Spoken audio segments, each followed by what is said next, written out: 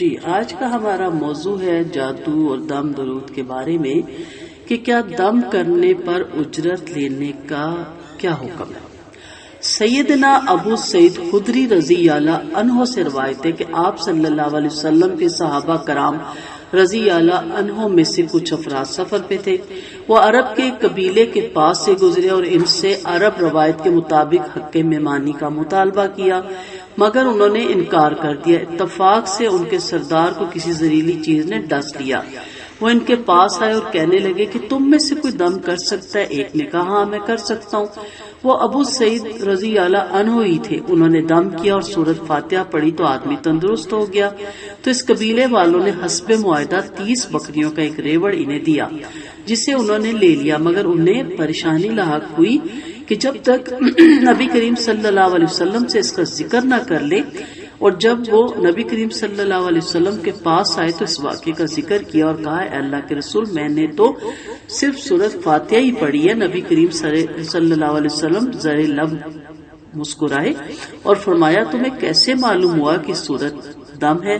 پھر فرمایا وہ بکریاں لے سکتے ہو اور ان میں میرا حصہ بھی رکھ لو۔ نبی کریم صلی اللہ علیہ وسلم نے جو یہ فرمایا کہ ان بکریوں میں میرا حصہ بھی مقرر کر لو، اس میں بالکل وضاحت ہے کہ دم کرنے پر خواہ وہ فاتحہ سے یا کسی بھی مسنون ذکر سے ہو، اجرت لینا حلال ہے، اور اس میں ذرا برابر بھی کراہت نہیں، اور اس میں کوئی بھی شبے والی بات نہیں۔ یعنی کوئی شبے والی بات ہوتی تو کہتے آپ رکھ لو اور خود اس سے اجتناب کرتے، لیکن آپ صلی اللہ علیہ وسلم نے اپنا حصہ لے کے یہ بتایا کہ اس میں کوئی بھی کباہت نہیں۔ امام احمد نے سیدنا یعلا بن مرہ رضی اللہ عنہ سے روایت نقل کی کہ نبی کریم صلی اللہ علیہ وسلم کے پاس ایک عورت اپنا ایک بیٹا لے کر آئی جس سے کوئی جن چمٹا ہوا تھا۔ اس سے نبی کریم صلی اللہ علیہ وسلم نے فرمایا اخرج عدو اللہ انا رسول اللہ، اے اللہ کے دشمن نکل جا، میں اللہ کا رسول ہوں۔ تو وہ لڑکا صحتیاب ہو گیا۔ تو اس عورت نے 2 مینڈے، کچھ پنیر اور گھی نبی کریم صلی اللہ علیہ وسلم کو ہدیتاً دیا۔ آپ صلی اللہ علیہ وسلم نے فرمایا اے یعلا رضی اللہ عنہ، پنیر، گھی اور 1 مینڈا لے لو اور دوسرا ان کو واپس کر دو۔ گویا دم کرنے پر اجرت تو جائز ہے، مگر اس کا مطالبہ کرنا مناسب نہیں، اور کوئی کچھ بھی دے حیاداری سے اور اس کا دل رکھنے کے لیے قبول کرے، مگر آج کل زیادہ تر دم کرنے والے کچھ زیادہ ہی مانگتے ہیں۔ وہ بہت زیادہ مال کا مطالبہ کرتے ہیں، بلکہ مختلف بیماریوں کے لیے دموں اور تویزوں کے ریٹ بھی مقرر ہیں۔ گویا ایک روحانی خدمت کا جو ہے تجارت بن چکی ہے، اور ان عامل لوگوں کا مقصد سمپل مال اکٹھا کرنا بن گیا، اور ان کی نیتوں میں جب مال طلبی کی آمیزش ہو چکی ہو تو اس کے نتیجے میں ان کے دم سے برکتی اٹھ جاتی ہے۔ آپ کے پاس علم ہے، قرآن آپ پڑھے ہوئے ہیں، آپ خود بھی دم کر سکتے ہیں، اس پہ بھی آگے بات کریں گے، لیکن اگر اللہ نے آپ کو نوازا ہوا تقوی سے اور قرآن و سنت کے مطابق زندگی گزارنے سے، اور آپ کبائر اور صغائر سے پوری ہمت کے تحت بچنے کی کوشش کرتے ہیں اور اپنے آپ کو مشغول رکھتے ہیں قرآن اور دین کو پھیلانے میں، تو آپ ضرور ایسے لوگوں کی مدد کریں اور دم ڈالیں۔ اللہ نے آپ کو بہت نوازا ہوا ہے تو اس کی اجرت نہ بھی لیں تو کوئی حرج نہیں ہے، اس کا بھی آپ کو اجر و ثواب ملے گا۔ لیکن اگر آپ لیتے بھی ہیں تو کوئی کچھ بھی دے دیتا ہے، اس کو ایکسپٹ کریں، اور کچھ زیادہ دیتا ہے خوش ہو کے، تو آپ اس کی حالت پہ غور کریں کہ اس وقت وہ بہت خوش ہے، لیکن کیا پتا اس کے لیے یہ تحفہ آپ کے لیے لانا کس قدر مشکل ہو گیا ہو۔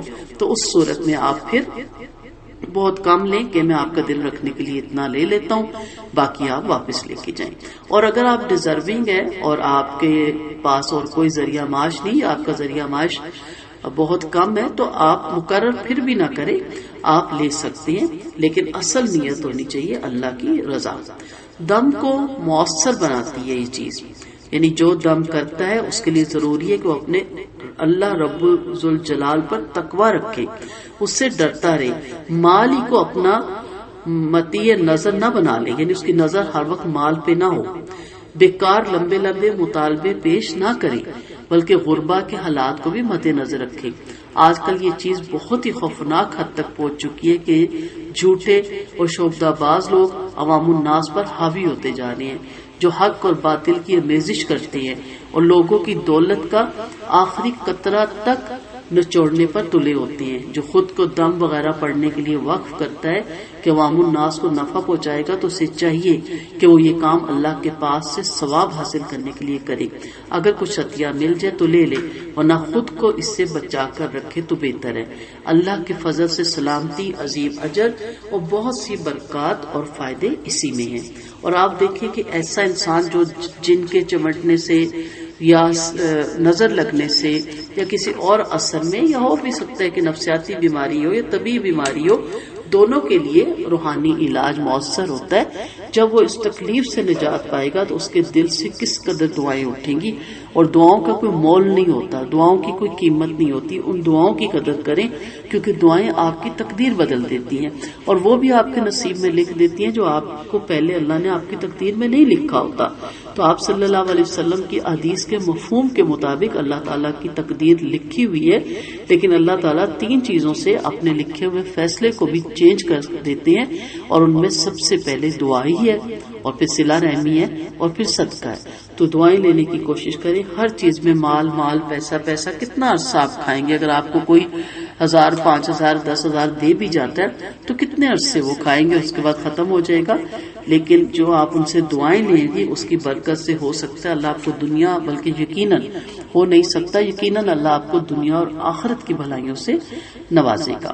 تو انشاءاللہ اس سے پتہ چلتا ہے کہ اس کی جو اگر کوئی اجرت لیتا ہے تو اس میں کوئی نقص نہیں ہے، کوئی بات غلط نہیں ہے. یاد رکھیے کہ دم کرنے اور کروانے والوں کو بعض خطرناک امور ان کے اندر آ جاتے ہیں، مثلا بھیڑ چال. بعض اوقات ایسا ہوتا ہے کہ دم کرنے والے کے پاس لوگوں کی بھیڑ دیکھ کر عوام الناس یہ خیال کرتے ہیں کہ اس دم کرنے والے میں کوئی خصوصیت ہے، اور اس وقت اس مالش کی اہمیت عوام کے نزدیک اللہ تعالیٰ کے کلام سے بھی بڑھ جاتی ہے، اور یہ ایک بہت بڑی غلطی اور خطرناک بات ہے جس سے بچنا بہت ضروری ہے. جن جب دیکھتے ہیں کہ لوگوں کا ان کے ایک دوست شخص کے ساتھ تعلق ہو گیا جو ان کا مالج ہے تو اس شخص سے ڈرنے کا اظہار کرتے ہیں اور مریض سے نکل جاتے ہیں تاکہ لوگوں کا اعتماد اس شخص پر اور بڑھے، اتنا بڑھے کہ جو شخص صحیح اور متعقی عامل ہے ان سے بھی زیادہ انہیں اعتماد اس فریب کار کی شخصیت پر ہو جاتا ہے. حتیٰ کہ نوبت یہاں تک پہنچ جاتی ہے کہ جسے کوئی عارضہ پیش آتا ہے وہ اسی شیخ کے پاس ہی جاتا ہے تاکہ وہ معائنہ کر کے اس میں جن ہے یا نہیں ہے. تو جن جو ان کے موکل ہوتے ہیں وہ ان کو استعمال کیا جاتا ہے اور دوسروں کے اندر ڈالا جاتا ہے، اور پھر جب وہ اس کے پاس آتے ہیں تو شیخ اس کو اپنے بظاہر یہ ظاہر کر رہا ہوتا ہے کہ میں نے عملیات سے نکال دیا، تو وہ نکل جاتا ہے تاکہ ان کا جو شیطان نما انسان ساتھی ہے، قرآن میں یہ آیت آتی ہے نا کہ جنہوں نے تم سے فائدہ اٹھایا، شیاطین نما نے اور انسانوں نے ان سے فائدہ اٹھایا، تو انسانوں نے اپنے قابو میں کر کے اپنے موکل بنا کے بہت سے فائدہ اٹھاتے ہیں. پھر اس میدان میں خواب پسند ہونے کا اور اس میدان میں خود پسندی پیدا ہونے کا خطرہ ہوتا ہے جو کہ بعض دم پڑنے والوں کو بہت مغرور بنا دیتی ہے، خصوصاً جب وہ لوگوں کی بھیڑ دیکھتے ہیں اور مریضوں کا چھٹے مارتا ہوا سمندر دیکھتی ہے، اور یہ دیکھتے ہیں کہ ہمارے دم کی وجہ سے لوگوں کو صحت اور عافیت مل رہی ہے، اور جن بھی ان سے ڈرتے ہیں تو ان سے خود ان میں عجیب تکبر پیدا ہو جاتا ہے جس سے یہ عامل اللہ کی طرف سے توفیق اور برکت سے محروم ہو جاتے ہیں اور انہیں جنات کے ہاتھوں کسی موقع پر وہ ہلاک بھی ہو جاتے ہیں.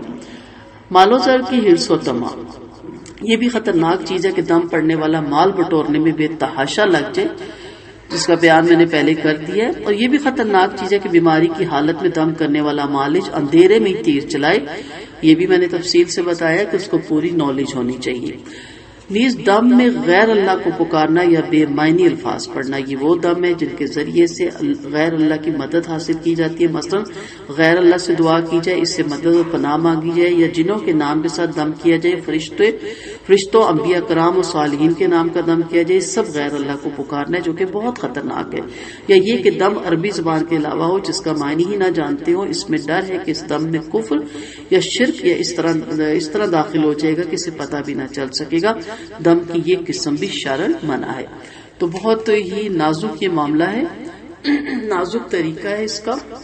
اس لیے اگر خدا نہ خواستہ اگر آپ کو فیل ہوتا ہے آپ کے بچے یا فیملی میں یا گھر میں کوئی اس قسم کی بات ہے تو آپ ان چیزوں کو پہلے مد نظر رکھتے ہوئے کسی کے پاس جائیں. اور اگر آپ خود قرآن پڑھتے ہیں اور خود دین کا علم حاصل کریں تو آپ کو کسی کے پاس جانے کی ضرورت بھی نہیں رہتی. انشاءاللہ اگلے لیکچر میں تویز اور اس کی اقسام دیکھیں گے اور قرآنی تویز اور اس کا حکم بھی ہم پڑھیں گے.